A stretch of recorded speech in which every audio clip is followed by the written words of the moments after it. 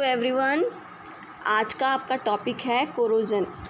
Corrosion मतलब होता है जंग लगना। ठीक है, इस चैप्टर का ये जो चैप्टर आपका 4th chapter metals and non metals, इसके 2 वीडियो मैं ऑलरेडी आपको सेंड कर चुकी हूँ और ये आपका 3rd वीडियो है इस चैप्टर का।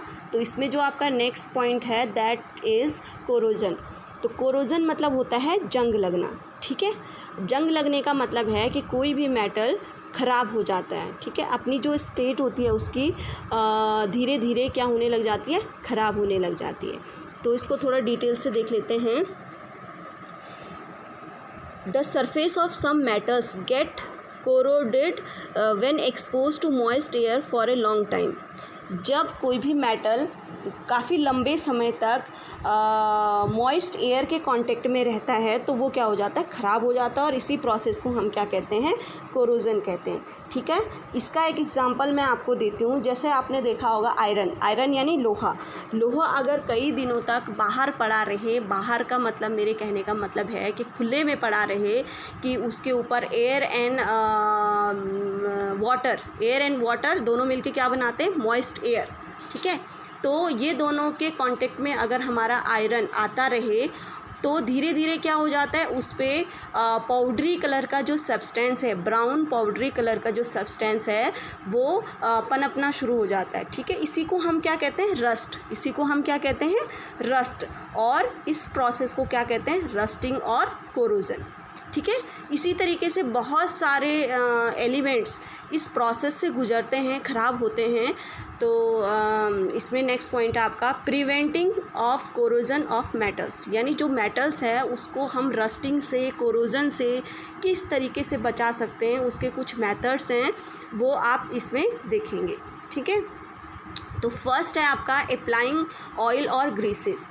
तो जब भी आपने देखा होगा कि जो लोहे की बनी हुई चीज़ें होती हैं, चाहे वो बॉक्स है, गेट है या रॉड है, कोई भी चीज़ है, उस पर हम क्या करते हैं, पेंट्स या ऑयल या ग्रीस को लगाते हैं, ताकि जो ग्रीस, ऑयल और पेंट है वो क्या करता है, वो आयरन को प्रिवेंट करता है। किससे, मतलब एक प्रोटेक्टिंग लेयर बनाता है, ताकि जो मॉइस्ट एयर है यानी हवा और पानी जो है वो डायरेक्ट उस मेटल को टच ना कर सके और उसके कांटेक्ट में ना आ पाए, ताकि ये दोनों चीज़ें उससे रिएक्ट ना हो। ठीक है, अब एक और चीज़ की जो रस्टिंग है that is a chemical reaction. जो रस्टिंग है, कोरोजन है, वो भी एक केमिकल प्रोसेस है कि जो आयरन होता है, देखो जैसे मैं आपको इक्वेशन से समझाती हूँ। जैसे ये आयरन है, अब ये एयर और वाटर के कांटेक्ट में आता है, मॉइस्ट एयर उसी को बोलते हैं, यानी वाटर प्लस एयर यानी हवा यानी O2। ठीक है, उसके कांटेक्ट में आता है तो क्या बनाता है, रस्ट बनाता है। रस्ट मतलब आयरन ऑक्साइड बनाता है। क्या बनाता है, आयरन ऑक्साइड। ठीक है, ओके। अब मैंने पहला प्रिवेंटिंग जो मेथड है वो बता दिया था कि ऑयल और ग्रीस को अप्लाई कर देते हैं। ठीक है, नेक्स्ट है अप्लाइंग पेंट। ये भी मैं ऑलरेडी आपको बता चुकी हूँ कि पेंट उस मेटल पे क्या करते हैं, अप्लाई करते हैं। गैल्वेनाइजेशन क्या प्रोसेस होता है, containing of metals with non corrosive metal like zinc.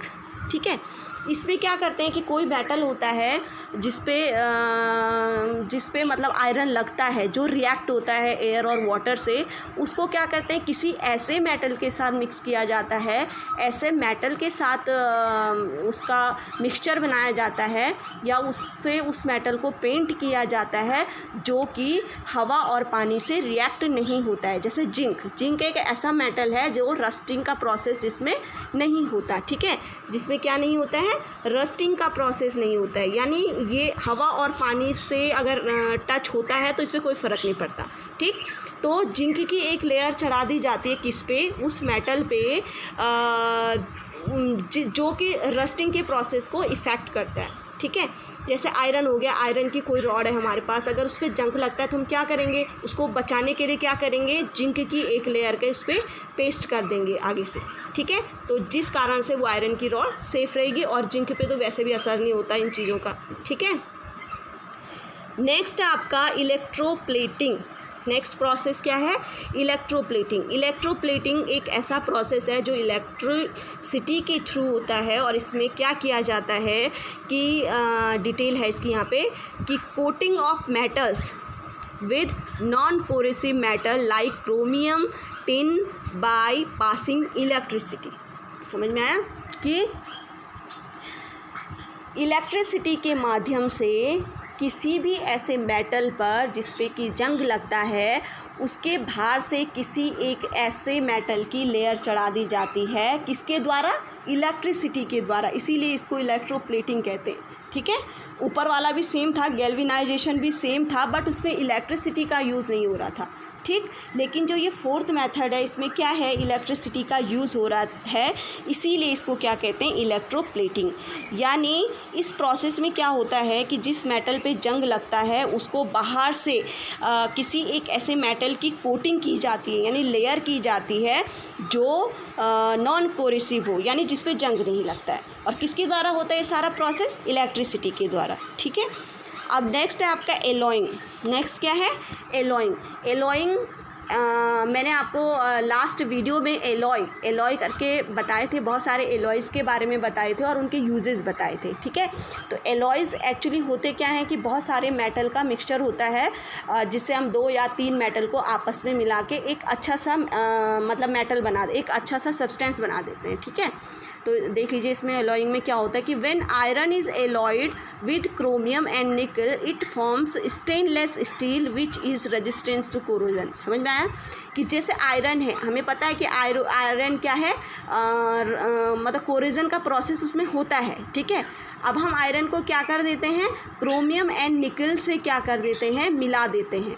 ठीक, क्रोमियम और निकिल की उसमें मतलब मिक्स कर देते हैं। आयरन, क्रोमियम और निकिल को क्या कर देते हैं? मिक्स कर देते हैं। उसके बाद जो नई चीज़ बनती है that is called stainless steel. उसको क्या कहते हैं? स्टेनलेस स्टील कहते हैं। ठीक, और आपको पता है स्टील में तो जंग लगता नहीं है, जो कि नॉन कोरोसिव है, जो कि जंग लगने से बचाता है आयरन को। ठीक है, तो ये थे आपके जंग लगने का प्रोसेस और उससे बचने के तरीके। क्लियर? आप देखिए, अब ये एक एक्टिविटी है जो कि आप घर में भी कर सकते हो और जब पॉसिबल होगा तो हम भी कराएंगे आपको, कि ये एक्टिविटी है to show that air and water are necessary for rusting of iron. ठीक है, हमें ये प्रूव करना है with the help of experiment कि जो एयर एंड वाटर है, यानी जो मॉइस्ट एयर है, वो आयरन के रस्टिंग में कैसे हेल्प करती है। ठीक है, कैसे ज़िम्मेदार है उसके लिए। तो इसके लिए एक एक्टिविटी है, देख लेते हैं। Take 3 test tube and put 1 iron nail in each. ठीक है, आपको क्या करनी है? 3 तरीके की टेस्ट ट्यूब लेनी है, 3 टेस्ट ट्यूब लेनी है और उसमें एक एक क्या डालनी है? Iron nail. आयरन नेल का मतलब एक लोहे की कील डालनी है। Put some anhydrous calcium chloride in 1 test tube to absorb moisture. अब आपको क्या करना है? उनमें से एक टेस्ट ट्यूब में आपको क्या करना है? कैल्शियम क्लोराइड डालना है। कैल्शियम क्लोराइड के पाउडर टाइप का वो डालना है ताकि कि वो मॉइस्चर को एब्जॉर्ब कर सके। ठीक है, pour some boiled water from which dissolved oxygen has been removed in the second test tube. Pour some water in the third test tube. Cork the 3 test tube and leave it for 3-4 days. It is seemed that the nail in the first and the second test tube have not rusted. अब देखो इसने क्या किया, क्या बोला कि पहली test tube में 3 टेस्ट ट्यूब लेनी है। 3 टेस्ट ट्यूब में आपको आयरन नेल डालनी है, लोहे की कील डालनी है। पहले वाली में आपको कैल्शियम क्लोराइड डालना है पाउडरी फॉर्म में, एनहाइड्रस फॉर्म में। ठीक है, क्या डालना है?